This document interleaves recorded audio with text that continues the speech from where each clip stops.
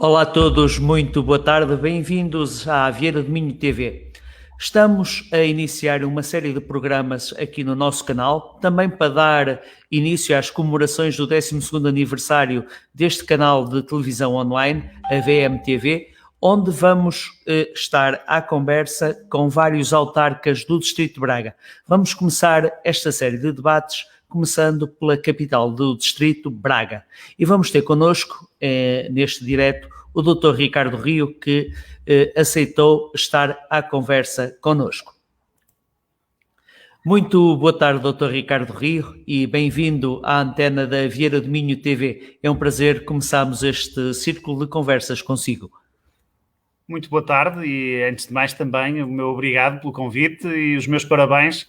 pela resistência nestes tempos difíceis também para a comunicação social regional, pela durabilidade e pela qualidade do projeto e, portanto, naturalmente, felicitá-los por isso mesmo e desejar que por muitos anos se possa prolongar este trabalho da Vieira de Minho TV. Muito obrigado, doutor.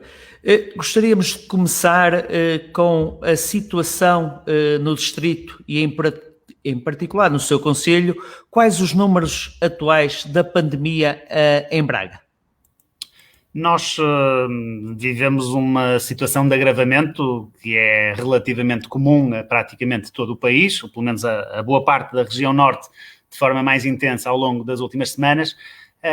que praticamente nos fez duplicar o número de casos registados que tínhamos até meados de setembro, face àquilo que era a realidade nessa altura. E neste momento já temos mais de 4.000 casos no concelho.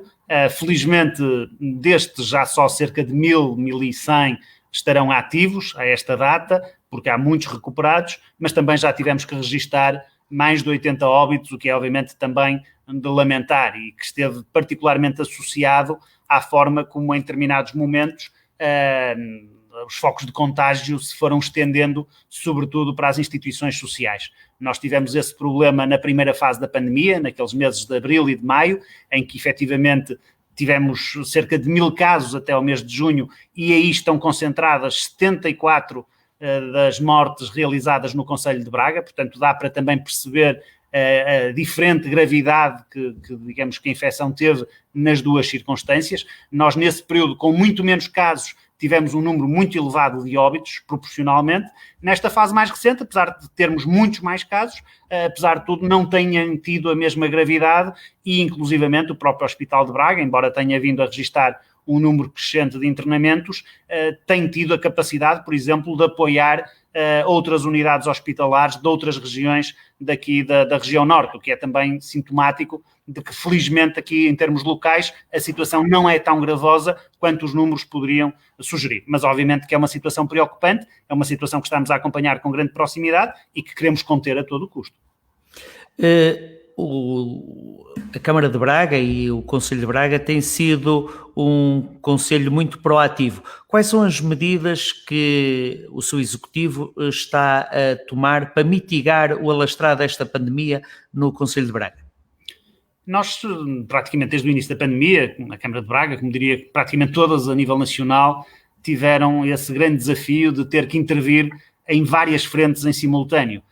E uma delas, obviamente, a componente preventiva tem um peso muito importante. Foi no início associada ao encerramento dos serviços públicos, ao encerramento dos equipamentos municipais, ao encerramento até de espaços públicos, parques de lazer, de parques infantis,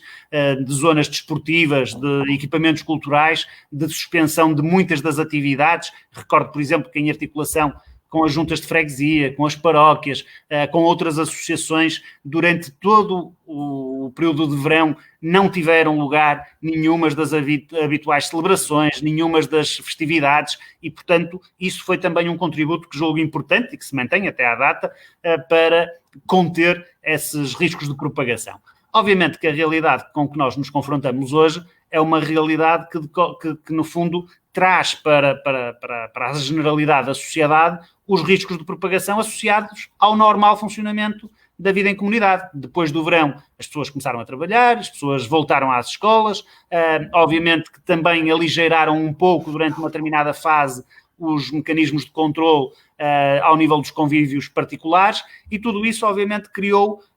potenciais situações de risco que depois deram origem a boa parte dos contágios que se têm verificado ao longo dos últimos tempos. Se nós formos analisar em praticamente todos os concelhos, tirando surtos muito localizados associados a instituições sociais, há, sobretudo, uma disseminação do contágio pelas comunidades. Não há propriamente uma única entidade que absorve grande parte dos focos de contágio. E isso, salvo raríssimas exceções, em termos de concelhos a nível nacional. E isso, no fundo, obriga-nos a ter que atuar muito sobre essa dimensão preventiva. Nós fizemos, inclusivamente, parte de uma campanha que foi desenvolvida com o ACES, com o Hospital de Braga, com a Saúde Pública, com a Universidade do Minho, para estimular as medidas preventivas, todas aquelas que foram sendo recomendadas ao longo do tempo pela DGS e pelas autoridades, e obviamente aquelas que até foram sendo aplicadas de forma coerciva, como é o caso agora mais recentemente do uso da máscara no espaço público, mas obviamente que achamos que essas medidas que são tomadas não por imperativo, não por ordem, mas por responsabilidade individual, são seguramente a melhor forma de prevenir e de evitar um aumento do número de casos. A juntar a isso, obviamente que depois tivemos que intervir em muitas outras frentes, no apoio às respostas sociais, no apoio às próprias unidades de saúde, o caso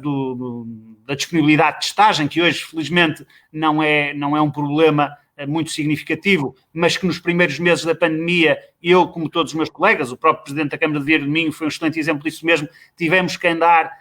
literalmente regatear a oportunidade de concretizar testes para minimizar os riscos de contágio em determinadas camadas da população, e também ainda hoje, obviamente, que também estamos a agilizar com as autoridades de saúde para que sempre que se identifica um determinado caso, possamos reagir de uma forma rápida, separando aqueles que estão infectados daqueles que não estão e assim evitando novas cadeias de contágio no conjunto da comunidade. E depois, obviamente, outras dimensões, como foi o caso da dinamização económica, como foi o caso dos apoios sociais à população, como foi o caso dos apoios sociais às instituições sociais, foi de facto um período, ou está a ser, diria,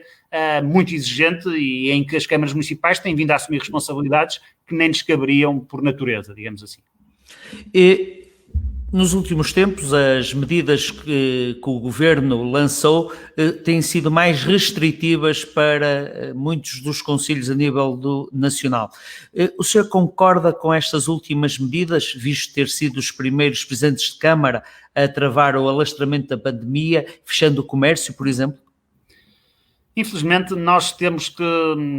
tentar conciliar objetivos que às vezes podem parecer até contraditórios. Em primeiro lugar, obviamente que a primeira preocupação tem que ser a salvaguarda da saúde pública e minimizar os riscos que existem para a população, porque temos que ter consciência que, apesar, por exemplo, do número de casos, como eu referi há um bocadinho, estar a originar situações no seu conjunto menos graves, há, até por uma questão estatística, com um número de casos muito maior, mesmo que seja uma percentagem menor, que são graves, é muita gente que tem possibilidade de ter ocorrências graves e que carece de apoio do Serviço Nacional de Saúde. E, portanto, obviamente que nós temos que diminuir ao máximo a sobrecarga sobre o Serviço Nacional de Saúde, sobre as unidades hospitalares, para que as pessoas possam ter um atendimento capaz de acorrer às suas necessidades. Nesse mesmo sentido, obviamente que a primeira preocupação tem que ser essa. Mas, ao mesmo tempo, temos que assegurar a dita normalidade, ou seja, não podemos fechar a economia, não podemos pensar que vamos ficar todos fechados em casa durante meses a fio, à espera que a vacina esteja disponível para todos, ou à espera que o vírus tenha menos força, ou à espera que exista uma cura. Nós temos que manter um normal funcionamento da nossa sociedade e, sobretudo, também da própria economia, ao mesmo tempo que cumprimos esse objetivo da salvaguarda da saúde pública. E isso obriga-nos a ter este equilíbrio, de perceber quais são as situações de que podemos abdicar e quais são aquelas que é necessário naturalmente enfrentar. Há muita gente, por exemplo, que se queixa dos transportes públicos. Nós não podemos, de um momento para o outro, duplicar ou triplicar a oferta de transportes públicos para que possamos reduzir a capacidade para metade e que as pessoas se sintam seguras nos autocarros. Foram definidas regras, essas regras são respeitadas, mas a verdade é que não podemos alargar essa mesma oferta. Nós não podemos pensar que de um momento para o outro vamos ficar todos a trabalhar a partir de casa, porque há muitas funções em que isso nem sequer é possível. E, portanto, conseguir equilibrar estas duas dimensões obriga a medidas como as que agora foram tomadas, obviamente restritivas, penalizadoras para a própria economia também, penalizadoras para as pessoas que, como sabemos, vão ficando saturadas e vão ficando um pouco mais agressivas até em relação a este tipo de controlos, mas infelizmente são medidas necessárias para salvaguardar também a saúde pública. O grande desafio, que aqui se coloca além desse equilíbrio, é a comunicação, porque as pessoas têm que perceber com clareza os motivos que as levam a ser confrontadas com essas medidas, o equilíbrio das medidas, e muitas vezes eu acho que a grande falha, nomeadamente ao nível do Governo Central, tem sido de não conseguir equilibrar a comunicação, de não conseguir explicar às pessoas porque é que as medidas têm que ser tomadas e que resultados se espera que elas produzam e, sobretudo, abrir, às vezes, demasiadas exceções e demasiadas questões de natureza contraditória que levam as pessoas a não perceberem. Pegamos num exemplo, por exemplo, que muitas pessoas vão sentindo no dia-a-dia, a questão do desporto. Como é que é possível que se autorize a realização de uma prova de Fórmula 1 com milhares e milhares de pessoas que ainda por cima não respeitaram as regras e que se juntaram em ajuntamentos nas bancadas, quando não se permite num estádio de futebol que algumas centenas ou poucos milhares de pessoas possam assistir a uma partida de futebol? É esse tipo de incongruências que no dia-a-dia vai gerando, obviamente, muita tensão, muita incompreensão sobre aquilo que são as medidas que vão sendo adotadas e depois até estímulos para o incumprimento por parte das pessoas. O senhor há pouco falou num tema interessante, a parte económica. Braga é um dos grandes motores nacionais que exporta muito. Está o Conselho preparado para ajudar as empresas do Conselho e que medidas é que já foram tomadas nesse sentido? Nós, dentro do tecido económico, temos que olhar para realidades muito diferentes entre si. Temos, obviamente, a dimensão industrial, em que boa parte dela está dependente da procura externa, e Braga tornou-se, ao longo dos últimos anos, um dos maiores concelhos exportadores do país, e, portanto, essa dimensão da dinâmica dos setores onde está presente o nosso tecido empresarial é fundamental para assegurar a manutenção da atividade e até o seu crescimento, e, felizmente, depois de alguns meses de grandes dificuldades que se foram também enfrentados por parte de boa parte das empresas principais do Concelho, a verdade é que os últimos dados que têm sido revelados apontam para taxas de crescimento, inclusivamente, mesmo em termos homólogos, já não apenas em relação aos meses anteriores, mas também em termos homólogos, a economia de Braga a crescer em termos de produção e de exportação, isso é obviamente muito positivo. Temos uma realidade completamente diferente naquilo que é outra área de grande relevo em termos de economia local, que é a área do turismo e a área do comércio. Obviamente que esses setores enfrentaram um grande declínio nos últimos meses. O verão não correu tão mal quanto se esperava e, felizmente, pudemos aí respirar um bocadinho, mas obviamente que com o passar do tempo, com o aproximar do inverno, com a degradação das condições do ponto de vista sanitário e com as restrições que estão a ser aplicadas até à escala internacional, essas duas dimensões acabaram por sofrer aqui alguma ameaça. E o turismo tem vindo a diminuir e, obviamente, o comércio tem vindo a enfrentar grandes dificuldades e dentro do comércio, incluindo quer o setor comércio tradicional, quer também a área da restauração, que é uma das que mais tem sofrido com as dificuldades que nós temos enfrentado. Quais foram as medidas que nós tomamos desde a primeira hora? Em primeiro lugar, uma componente que me parece fundamental num contexto de tanta incerteza, de tanta proliferação de legislação, de tantas medidas que vão sendo tomadas a cada momento, que foi a da informação e consultoria. Nós, através da Invest Braga, da nossa agência para a dinamização económica do Concelho, desde a primeira hora e também em parceria com a Associação Comercial de Braga, procuramos criar mecanismos para aconselhar e informar as empresas do Concelho para que elas pudessem, em função dos instrumentos que tinham ao seu dispor, tomar as melhores opções em função das necessidades específicas com que se confrontavam e, obviamente, também do manancial de apoios, de ferramentas que o Governo e que as várias instituições públicas foram disponibilizando. E esse é uma linha de apoio que continua a funcionar até hoje e que vai seguramente continuar a funcionar ao longo dos próximos meses. Depois, do ponto de vista, digamos assim, dos estímulos mais fiscais da área municipal, sobre os quais nós podemos intervir, nós, desde meados do ano, que isentamos completamente todos os estabelecimentos comerciais, quer da restauração, quer dos outros setores, de todas as taxas e licenças municipais, e já, inclusivamente, já foi anunciado que essa isenção vai ser alargada para todo o ano de 2021, porque também temos consciência que não vai haver uma melhoria significativa das condições de funcionamento da atividade e, portanto, há uma isenção total das taxas e licenças municipais para vários níveis, de ocupação de esplanadas, de publicidade, de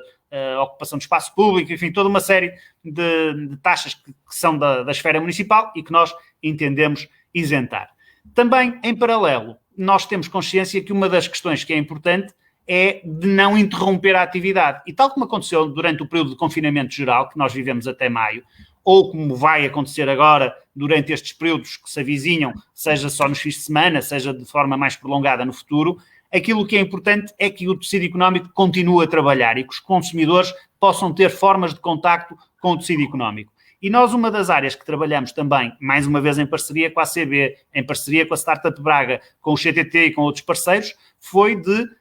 por exemplo, estimular a migração de muitos negócios para plataformas digitais. Havia, por exemplo, muitas lojas do centro histórico da cidade de Braga que nunca tinham vendido nada de forma remota, que só vendiam, digamos, ao balcão, aos seus clientes, e que começaram a vender produtos e serviços através da internet. Havia muitos restaurantes que nunca tinham vendido para entrega ao domicílio e que durante este período começaram a fazer, em serviços próprios ou através de outras plataformas, serviços de entrega também ao domicílio, como, por exemplo, a partir da manhã, durante o fim de semana, poderão fazer para manter alguma da sua atividade. E essa dimensão de manter a atividade e de estimular a migração para essas plataformas é algo que se poderia pensar que seria útil em qualquer contexto, mas que obviamente no período da pandemia é ainda mais importante. E depois a juntar a tudo isto, há toda uma dimensão de interlocução com os agentes económicos, no sentido de, muitas vezes, às vezes, termos que fazer de eco das suas próprias reivindicações, daquilo que são as suas angústias, junto de outras entidades, porque há matérias que não competem também às câmaras municipais, que competem ao Governo Central ou até a outras instâncias, e nós temos que também dar visibilidade e dar voz a esses grupos. Basta ver, por exemplo, além da restauração e dos contactos que nós fomos mantendo com os representantes do setor da restauração, o que se passou, por exemplo, com o setor de feiras e eventos. Todo o grupo de empresas de equipamentos de som e luz, de montagem de tendas, de montagem de stands, são áreas que estão praticamente inativas há vários meses e que importa, obviamente, também dar eco a esses setores para que medidas específicas possam ser desenhadas pelo Governo. As câmaras municipais são a primeira porta que as pessoas vão bater e essa proatividade no município de Braga nota-se todos os dias, porque todos os dias recebe pessoas a pedir ajuda. Infelizmente, ou felizmente, diria, por um lado, é angustiante na medida em que muitas vezes não conseguimos corresponder a essas necessidades. Por outro, diria, reconfortante perceber que as pessoas confiam em nós e nos veem como o seu primeiro interlocutor e como alguém que pode efetivamente ajudá-los a resolver o seu problema. Nem sempre conseguimos resolver o problema e essa é uma questão também importante. Eu acho que este período da pandemia levantou aqui uma dificuldade até para os próprios autarcas que aconselha a alguma ponderação. Porque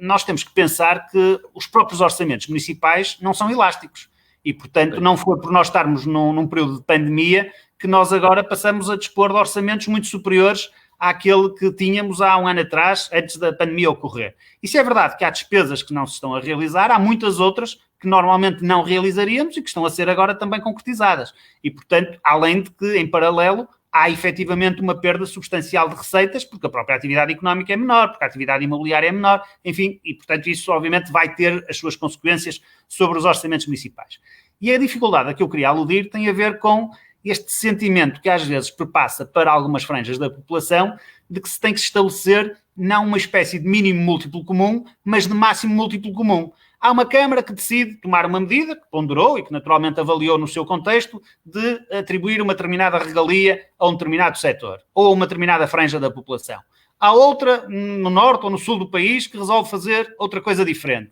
E de repente temos uma série de pessoas a interpelar-nos, a dizerem que temos que fazer como esta Câmara, temos que fazer como aquela, temos que fazer como aquela outra, não pensando que obviamente é completamente inviável que uma Câmara Municipal possa replicar todas essas outras medidas que estão a ser tomadas pelo país, e muito bem, cada uma no seu contexto, mas que muitas vezes não são as mais ajustadas ou aquelas que são possíveis de concretizar num determinado território. Eu acho que às vezes, por algum voluntarismo também de alguns presidentes de Câmara, por algum excesso de ambição de algumas pessoas e de alguns setores, essa tensão tem-se sentido e vamos tentando, obviamente, lidar com ela, mas é seguramente uma das grandes dificuldades com que nós temos que tratar nas atuais circunstâncias. Ainda hoje o Ministro das Finanças falava, a propósito do Orçamento de Estado, que provavelmente iria haver um orçamento retificativo do Orçamento de Estado. Estão os municípios preparados para estas faltas de fundos? Porque também referiu e bem, os municípios também não recebem verbas do IMI, dos comércios, das indústrias. Estão os municípios preparados para lidar com estas situações, porque têm que acorrer a outras? Olha, aquilo que eu mais uma vez posso sentir neste caso é de que os municípios têm demonstrado de uma forma geral uma grande capacidade de gestão, porque perante estas dificuldades eu não tenho ouvido muitas situações de municípios que tenham que ter feito revisões profundas aos seus orçamentos e que estejam em situações de dificuldade para acorrer às responsabilidades que assumiram. A verdade é que nós conseguimos gerir esses recursos sem termos, e essa é uma dimensão também crítica nesta matéria, os apoios e o encaminhamento de verbas que nós gostaríamos da parte do Estado Central, quando muitas vezes nós estamos a substituir-nos ao Estado Central na assunção de determinado tipo de responsabilidades. E pior do que isso, em muitas destas circunstâncias, com uma contradição entre aquilo que é o discurso do Governo e aquilo que é a sua prática. Nós todos ouvimos já há vários meses esta parte, que os municípios iam ser compensados pelas despesas que realizaram em sede de Covid, seja em termos de instalações de unidades de retaguarda, seja em termos de testes que foram realizados, seja em termos de equipamentos que foram disponibilizados para determinadas franjas da população, veja-se, por exemplo, a área dos equipamentos informáticos na área da educação. A verdade é que mesmo no orçamento retificativo de 2020 foi incluída uma verba que permitiria acorrer a essa responsabilidade por parte do Estado Central. E eu todos os meses recebo um inquérito da DGAL a perguntar-me qual foi a despesa que a Câmara de Braga realizou com essa matéria. A verdade é que até hoje nunca houve um único cêntimo que tivesse sido transferido para compensar a Câmara de Braga, e julgo que nenhuma outra, pelas despesas que nós realizamos para acorrer às necessidades de Covid. E, infelizmente, olhando para o Orçamento de Estado para 2021, também não vislumbramos que exista um reforço de verbas para as autarquias locais para acorrer a essa mesma necessidade, o que é, obviamente, muito preocupante face àquilo que nós todos temos que lidar no dia-a-dia. A nível nacional está-se a prever uma grande onda de despedimentos e provavelmente Braga, o Distrito de Braga, o Concelho de Braga não vai ser exceção. A nível social, está a autarquia preparada para mitigar estas situações junto da população? Quais as medidas já estão a ser pensadas nesse sentido? Com certeza que sim. Aliás, devo dar esse testemunho, que já o citei publicamente. Numa das primeiras reuniões que tivemos vários autarcas com o próprio Primeiro-Ministro, ele disse-o de uma forma absolutamente frontal, que ela não era uma realidade, ou esta não era uma realidade que se iria esgotar em poucas semanas e, portanto, chegou a dizer de uma forma taxativa que as autarquias deviam guardar músculo, deviam guardar capacidade de resposta para quando os problemas se fossem agravando. A verdade é que, por força das circunstâncias, com os apoios que o próprio Governo foi introduzindo, com as moratórias que foram sendo concedidas, com várias medidas que, no fundo, criam aqui uma situação artificial de menor problema social, a verdade é que ainda não foi muito necessário acorrer muitas dificuldades. Nós, desde a primeira hora, nos disponibilizamos, quer com apoios ao nível da habitação, quer com apoios em colaboração com outras entidades em termos de respostas também sociais para setores mais desfavorecidos do ponto de vista económico, mas a verdade é que não tem existido ainda de uma forma muito relevante essa carência que nós temos identificado. Há soluções que estão no terreno e que têm conseguido responder às necessidades existentes, algumas delas com apoio municipal, outras da própria sociedade civil, isso também é importante. Aliás, o papel do mecenato nesta fase foi fundamental. Nós, por exemplo, só para lhe dar este caso, nós conseguimos reunir ofertas de mais de 100 mil máscaras que foram depois, e equipamentos de proteção individual, que foram depois distribuídos graciosamente a todas as instituições sociais que nos foram solicitando, e esses apoios foram canalizados por muitas empresas e por muitas instituições que se associaram a esse mesmo nosso esforço. A questão do desemprego é uma questão obviamente preocupante. Eu, em 2013, quando fui eleito, tinha em Braga mais de 15 mil desempregados. E nós, durante os primeiros 6 anos em que eu estive em funções, até ao início deste ano, conseguimos criar quase 8.000 postos de trabalho em termos líquidos no concelho e fizemos o desemprego reduzir-se para cerca de 6.000 pessoas. A verdade é que hoje voltamos até há 1 ano, 2 anos atrás, porque já temos mais 1.500, 2.000 desempregados, pelo menos de acordo com os números que vão sendo divulgados, face a essa realidade. E obviamente que aquilo que nós queremos é que haja condições para, por via da dinamização económica a médio prazo, nós termos rapidamente capacidade de reabsorver esses recursos no mercado de trabalho e voltar a dar uma oportunidade a essas pessoas. Estamos a chegar à época natalícia e que medidas está o município a preparar para a realização para mais uma época natalícia, nomeadamente de apoio ao comércio de rua, de apoio ao pequeno comércio, porque o grande comércio de por si só, centros comerciais, já tem muitos apoios de ordem vária, mas o pequeno comerciante, aquele comércio de rua tradicional, precisa de mais apoios. Que medidas tem o município preparado para esta época natalícia? Há uma dimensão que é fundamental e que se verifica em todas as circunstâncias no Natal, em particular, mas de forma contínua ao longo do ano, e que este ano, por maioria de razão, ainda mais se justifica, que é a dimensão da animação natalícia, ou seja, de estimular a vinda dos cidadãos até ao centro da cidade para poderem consumir no comércio tradicional e, obviamente, poderem aí realizar as suas compras de Natal. Há várias iniciativas que nós estamos a desenvolver nesse sentido, que mais uma vez tentam equilibrar essa dimensão da dinamização económica com a dimensão da salvaguarda das regras de saúde pública, evitando ajuntamentos,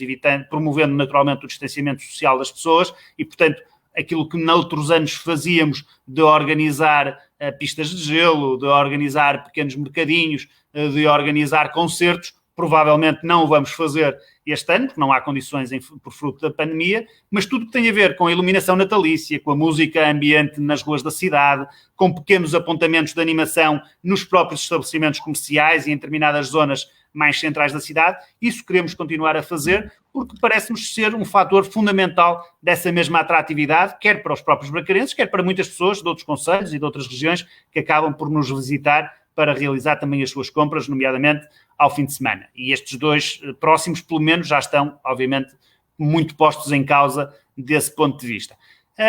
A juntar a isso, estamos também a desenvolver, em parceria com a Associação Comercial de Braga, um outro conjunto de iniciativas que tem a ver com outras dimensões, que tem a ver com a possibilidade que estamos a estudar de podermos criar sistemas de entrega ao domicílio, com a possibilidade de criarmos alguns sistemas de incentivo às compras no comércio tradicional através de outro tipo de benefícios que possam ser concedidos às pessoas, no fundo criando mecanismos que reforcem essa mesma atratividade e que permitam a estes operadores ultrapassar um bocadinho desta fase difícil que estão a enfrentar. Apesar da pandemia ter afetado a vida das pessoas e dos negócios em Braga, é certo é que a cidade e o concelho continua na boca do mundo pelas melhores razões. Ainda recentemente a revista Forbes considerou a cidade de Braga como um dos melhores sítios para viver na Europa. O município está a preparar também uma candidatura à Capital Europeia da Cultura. E ainda há pouco tempo também o Sr. Dr. Ricardo Rio foi eleito para o Comitê Executivo da Eurocities. Esta proatividade está no ADN do seu executivo, é para continuar? Com certeza,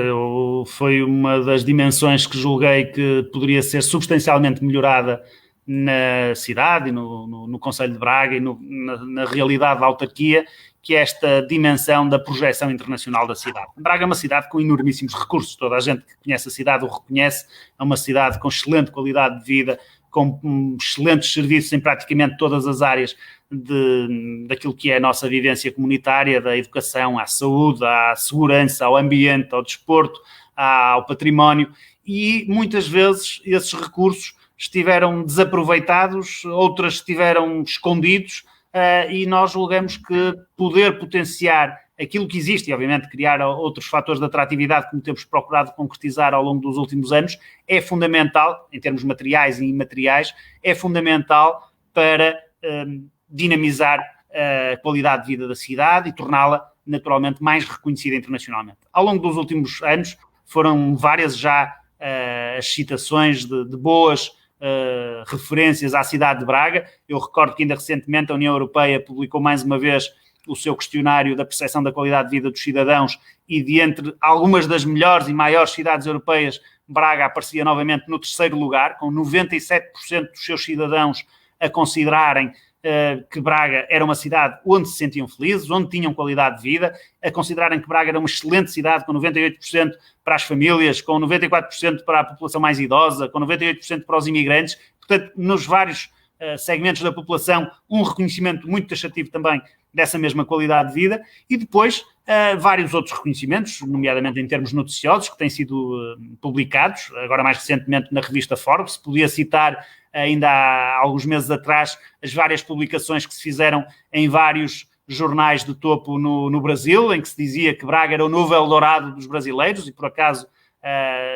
se justifica que quase 15 mil tenham vindo viver para a nossa cidade nestes últimos anos, e tudo isso, obviamente, são fatores que enriquecem a realidade da cidade, que nos permitem trazer uma massa crítica também para o dia-a-dia da cidade e, por outro lado, também reforçar essa visibilidade internacional. Ao mesmo tempo, Braga, enquanto instituição, a Câmara Municipal, tem estado muito ativa em todas as redes internacionais. Eu sou membro do Comitê Executivo agora eleito da Eurocities, já há um ano que fui eleito também para o Comitê Executivo do Global Parliament of Mayors, sou membro do Comitê das Regiões e de várias outras redes em que estamos ativos e inseridos, partilhando experiências, trazendo ensinamentos e, por exemplo, até do ponto de vista daquilo que foi o tema principal desta conversa, mesmo neste período de pandemia, as Nações Unidas, a OCDE, muitas vezes citaram o exemplo de Braga, mas mais do que sermos citados, nós aproveitamos também essas oportunidades para trazer para Braga muitas experiências positivas que se foram fazendo um pouco por todo o mundo na resposta à pandemia. Dou-lhe um exemplo. A questão da ocupação do espaço público.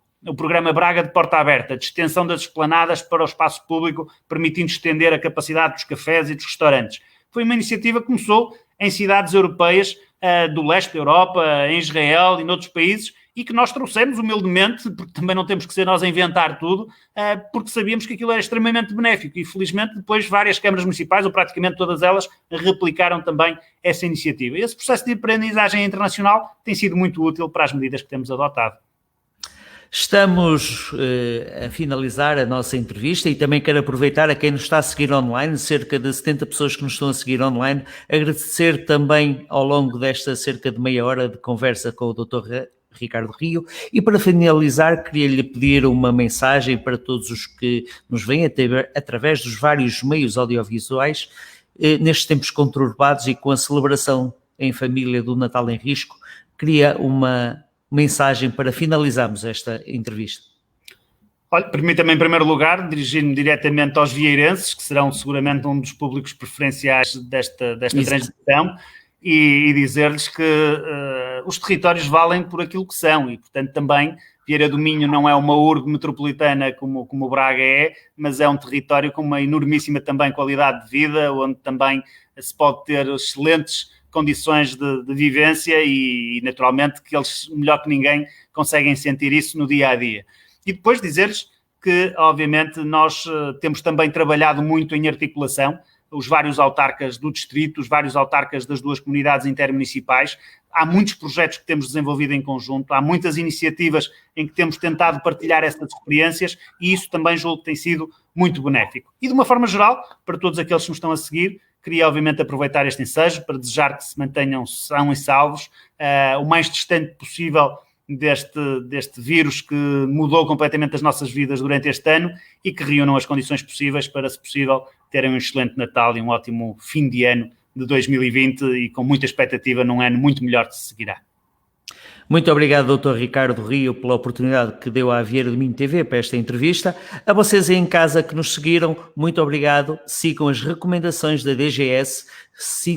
fiquem em segurança, com saúde e já sabem, amanhã às 21 horas estejam atentos ao nosso direto para comemorar connosco o nosso 12º aniversário e apresentar-vos as nossas novas ideias e as nossas surpresas. Obrigado a todos por seguirem este direto. Boa tarde.